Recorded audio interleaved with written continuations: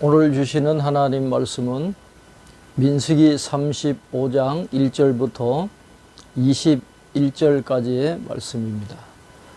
오늘 본문은 일반 지파들이 아닌 성직자인 레위인을 위한 성읍을 지정하는 것과 도피성 제도에 대해서 말씀하고 있습니다. 여호와께서 여리고 맞은편 요단 강가 모압 평지에서 모세에게 말씀하여 이르시되 이스라엘 자손에게 명령하여 그들이 받은 기업에서 레위인에게 거주할 성읍들을 주게 하고 너희는 또 그 성읍들을 두르고 있는 초장을 레위인에게 주어서 성읍은 그들의 거처가 되게 하고 초장은 그들의 재산인 가축과 짐승들을 둘 곳이 되게 할 것이라. 너희가 레위인에게 줄 성읍들의 들은 성벽에서부터 밖으로 사방 1000규빗이라. 성을 중앙에 두고 성 밖 동쪽으로 2000규빗, 남쪽으로 2000규빗, 서쪽으로 2000규빗, 북쪽으로 2000규빗을 측량할지니 이는 그들의 성읍의 들이며 라고 했습니다. 레위인들에게는 성읍뿐만 아니라 창고 또는 짐승들을 둘 수 있는 성읍 주위에 뜰 그 초장을 주라고 말씀합니다.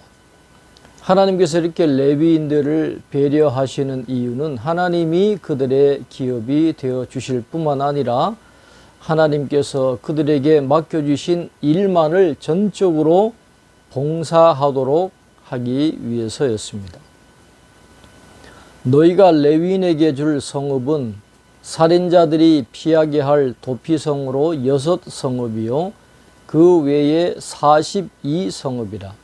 너희가 레위인에게 모두 48성읍을 주고 그 초장도 함께 주되 너희가 이스라엘 자손의 소유에서 레위인에게 너희가 성읍을 줄 때에 많이 받은 자에게서는 많이 떼어서 주고 적게 받은 자에게서는 적게 떼어줄 것이라. 각기 받은 기업을 따라서 그 성읍들을 레위인에게 줄지니라 라고 말씀하고 있습니다. 레위인들이 받을 성읍은 모든 지파에게서 조금씩 분할된 땅이었기 때문에 레위인들은 전국에 흩어져 살게 되었던 것입니다. 하나님께서 이와 같이 레위인들에게 기업을 주도록 하신 것은 야곱의 예언대로 된 일입니다. 즉 그들을 야곱 중에서 나누며 이스라엘 중에서 흩으리로다 라고 한 야곱의 예언이 성취되었던 것입니다. 레위인들에게는 도피성을 포함해서 하나님의 말씀대로 48성읍이 주어졌습니다. 이제 9절부터는 본의 아니게 살인을 저지른 자가 회중 앞에서 공평한 재판을 받기 전까지 복수하려는 자에게서 피할 수 있는 도피성을 마련하라는 하나님의 명령을 기록하고 있습니다. 이 도피성 제도는 하나님의 긍휼과 자비에서 비롯된 것입니다. 특히 율법에 의하여 살인한 자는 반드시 죽어야만 하는 하나님의 공의에도 불구하고 고의가 없는 부주의한 살인자를 용서하는 은혜가 주어진 것은 신약 시대의 의와 은혜와의 관계를 엿볼 수 있게 해주는 중요한 말씀입니다. 여호와께서 또 모세에게 말씀하여 이르시되 이스라엘 자손에게 말하여 그들에게 이르라. 너희가 요단강을 건너 가나안 땅에 들어가거든 너희를 위하여 성읍을 도피성으로 정하여 부지 중에 살인한 자가 그리로 피하게 하라. 이는 너희가 복수할 자에게서 도피하는 성을 삼아 살인자가 회중 앞에 서서 판결을 받기까지 죽지 않게 하기 위함이니라. 너희가 줄 성읍 중에 6을 도피성이 되게 하되 세 성읍은 요단 이쪽에 두고 세 성읍은 가나안 땅에 두어 도피성이 되게 하라. 이 6성읍은 이스라엘 자손과 타국인과 이스라엘 중에 거류하는 자의 도피성이 되리니 부지 중에 살인한 모든 자가 그리로 도피할 수 있으리라. 이렇게 말씀하고 있습니다. 여기서 중요한 것은 과거에는 살인자를 보호하는 피난처가 성소재단이었는데 이제는 도피성으로 전환이 되었다라는 것입니다. 아도니아가 다윗의 왕위를 계승하기 위해 솔로몬과 투쟁하고 있을 때에 이를 도왔던 요압과 함께 목숨을 건지기 위해서 성전의 제단으로 피난했던 사건이 성경에 나옵니다. 과거에는 성소 제단으로 가서 제단 뿔을 잡고 피했습니다. 그러나 앞으로는 성소 제단이 아니라 도피성으로 피하라 라고 말씀하고 계십니다. 도피성 제도가 주는 종교적, 사회적 의미도 중요하지만 이 제도의 더 큰 영적인 의의는 예수 그리스도에게로 피하는 모든 사람은 사유의 은총을 통해서 구원에 이를 수 있다는 진리를 예표해 주고 있다는 것입니다. 예수님은 우리의 도피성이 되어 주십니다. 여호수아 20장에는 6 도피성이 나옵니다. 게데스, 세겜, 기럇 아르바. 기럇 아르바는 헤브론입니다. 요단 동편에는 베셀과 길르앗 라몰과 바산 골란이 나옵니다. 이는 이스라엘 민족이 거주하는 전 지역을 커버하고 있습니다. 이스라엘 전 지역을 커버하고 있다는 말은 이제 살인자를 재판하는 공식 통로가 가정 부족 공동체에서 사회 공동체제로 전환되었음을 의미하는 것입니다.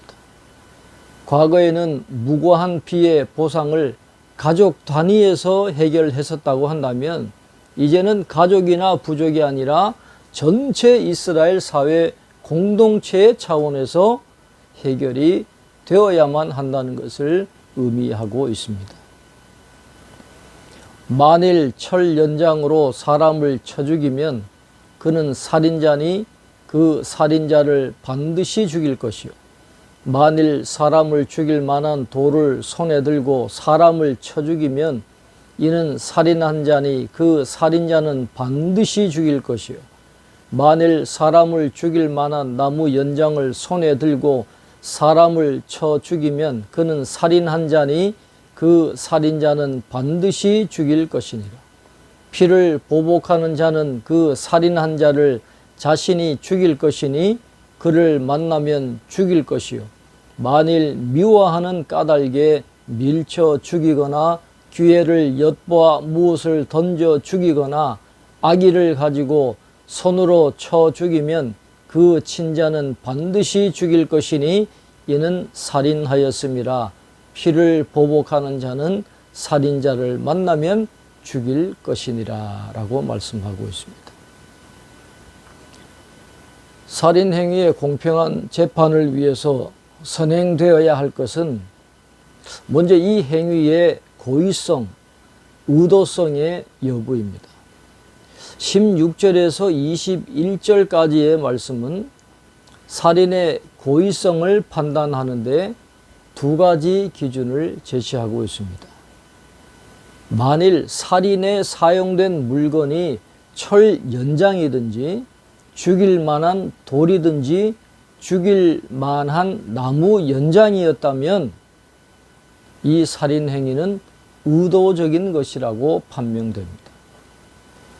왜냐하면 이런 물건들은 사람을 죽이는 무기로 간주될 뿐만 아니라 살인자의 행동이 의도적이라고 하는 동기를 제공하기에 충분했기 때문입니다. 이 경우에는 그 살인자는 반드시 죽일 것이니라 라는 문구가 반복해서 나오고 있습니다. 이와 구별되게 살인의 고의성은 사용된 물건에 있기보다는 살인자와 피살자와의 관계성에 연루됨을 볼 수 있습니다. 가령 한 사람을 미워하거나 원한으로 그를 죽였다고 한다면 이는 살인의 근원 동기가 어떤 특정한 행동, 밀치다, 무엇을 던지다, 손으로 치다에 상관없이 이 두 사람의 관계에 집중이 되는 것입니다. 그래서 미움과 원한으로 그 사람을 죽였다고 한다면 이건 고의적인 살인이 되는 것입니다. 그래서 그런 이유로 살인한 자는 복수하는 자에게 죽임을 면하기 어렵다라고 성경은 말씀을 하고 있습니다. 오늘 레위인들에게 성읍을 나누어 주고 또 도피성을 마련하게 하려는 이 말씀을 통해서 오늘 우리에게 귀한 영적인 교훈을 주고 있습니다. 예수님이 우리의 도피성이 되어 주신다는 것과 또 오늘 우리에게 마음의 미움과 원한과 같은 이런 마음의 쓴뿌리가 있다고 한다면 복음으로 깨끗이 도려내고 도피성 대신 예수님 안에서 예수님이 주시는 참된 평화와 안식과 기쁨을 누리면서 살아갈 수 있는 저와 여러분이 되시기를 주님의 이름으로 축원합니다. 기도하겠습니다. 하나님 아버지, 오늘도 귀한 말씀을 통해서 오늘 이 시대에 믿음의 사람들에게 주시는 귀한 영적인 교훈을 깨닫게 해 주심을 감사합니다. 부재 중에 살인한 자를 위해서 도피성을 마련하게 하신 하나님의 그 크신 은혜와 사랑과 자비가 오늘 이 시대에 예수님을 도피성으로 허락하셔서 우리의 모든 죄가 용서받게 하시고 주님 안에서 하나님이 주시는 참된 평화와 기쁨과 안식을 누리게 해 주신 것을 다시 한번 말씀을 통해서 확인하며 하나님 앞에 감사할 수 있도록 인도해 주신 것을 감사합니다. 이 구원의 은혜를 잊지 않도록 늘 하나님 앞에 회개하고 하나님 앞에 감사하며 살아갈 수 있는 저희들 다 될 수 있도록 도와주시고 혹 우리 마음속에 미움이나 원한 같은 마음의 쓴뿌리가 있다면 주님의 은혜로 깨끗이 도려내고 참된 기쁨과 안식과 평화를 누리며 살아가는 저희들 다 될 수 있도록 축복해 주시옵소서. 올 하루도 주님께서 우리 모든 성도님들 어디에 계시든지 장중에 붙잡아 주시고 승리하는 한 날 되게 하시고 하나님이 주시는 은혜와 평강을 마음껏 누리며 살아갈 수 있도록 축복해 주시옵소서. 감사하옵고 예수님 이름으로 기도하옵나이다. 아멘.